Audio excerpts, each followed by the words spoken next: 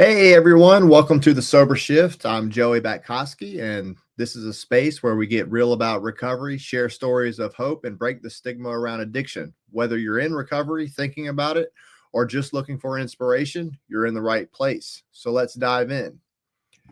Today, in this episode, what I wanted to cover was the difference between acceptance and surrender. So I know when I first started, my recovery journey, I always had heard about the 12 steps, and I was always confused about, I just wanted to skip to the end. I didn't really want to go through all these different steps, and I didn't really understand the importance or necessarily the different words and their meaning throughout the steps. Like a lot of addicts that I know, me personally, I always wanted to go the straightest path from point A to point B. I didn't want to actually put in the work and go through the entire process. I wanted to reap the benefits and the rewards of everyone else had that went through the entire process, and I just wanted to skip to the end. So, acceptance and surrender. So, the very first step of the 12 steps, step 1 is we admitted we were powerless over alcohol or drugs and that our lives had become unmanageable. So, acceptance to me is the foundation of everything. Acceptance is the acknowledgement of reality. It's the moment when you stop denying your addiction and actually face the truth about its impact on your life. And I think there's a couple of different reasons why it comes first. Number one, you can't surrender something you haven't first recognized as an actual problem, right? And then without acceptance, there's no basis for change because denial or resistance is just going to keep you stuck. So you're just going to be kind of going through that hamster wheel that I talked about in my other videos. So an example of this would be imagine you're lost while driving.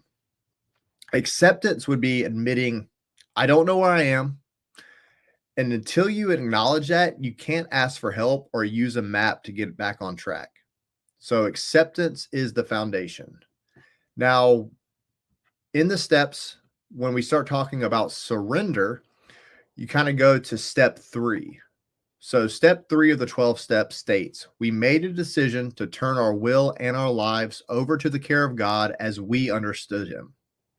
So, surrender really builds on acceptance by letting go of control and trusting a higher power or the recovery process. And why surrender comes after acceptance?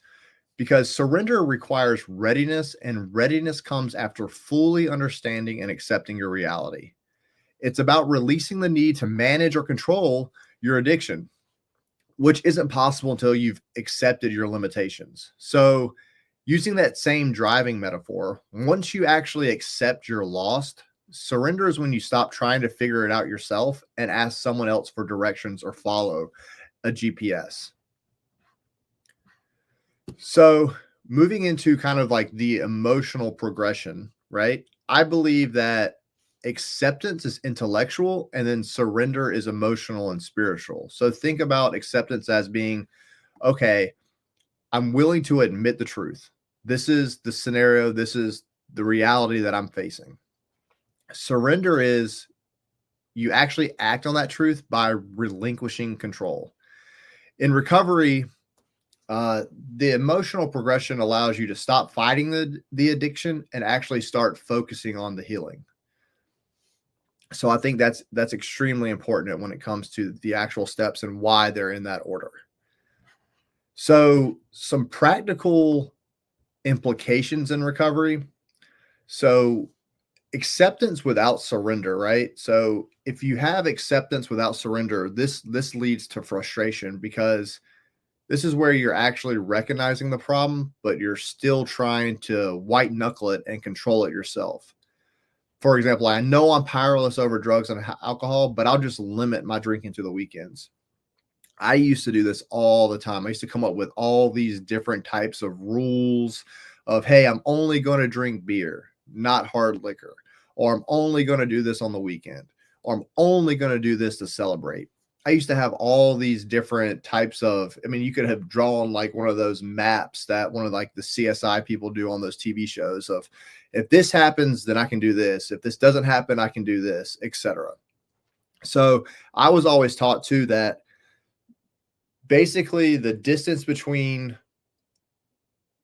like your expectation and your reality, that space in between those two things is frustration. And that's been true for me.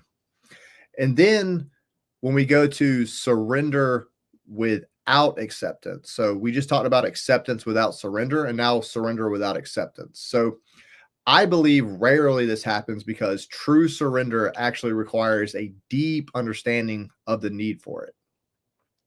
So you might go through the emotions of surrender, attend meetings, following advice without internalizing the reasons behind it. And this was 100% true for, my recovery journeys at the very beginning. I know that I would go to meetings because it was court ordered. I would go to meetings to, make the wife happy, etc. Like I was kind of going through the motions of like recovery, but I wasn't actually internalizing the reasons behind why I was actually taking these, steps of trying to put on this facade of, hey, like, see, look, I'm trying to help myself, but I really didn't accept that I had a problem and that I needed to actually work on that problem. So I think that it's also important, like I mentioned here, like, why does this order matter? The 12 steps actually guide a person through a journey of transformation. Each step will build on the previous one. So step one, as we talked about, acceptance creates the mindset for change. And then step two and step three, which we talked about, surrender, actually initiate action based on that mindset. I think that this structure ensures you're not only aware of your problem, but also equipped to release control and actually trust the process. So again, I think a simple summary would be: acceptance is I see the problem and I admit that it's real. Surrender is I release the need to control the problem and trust in something greater than myself.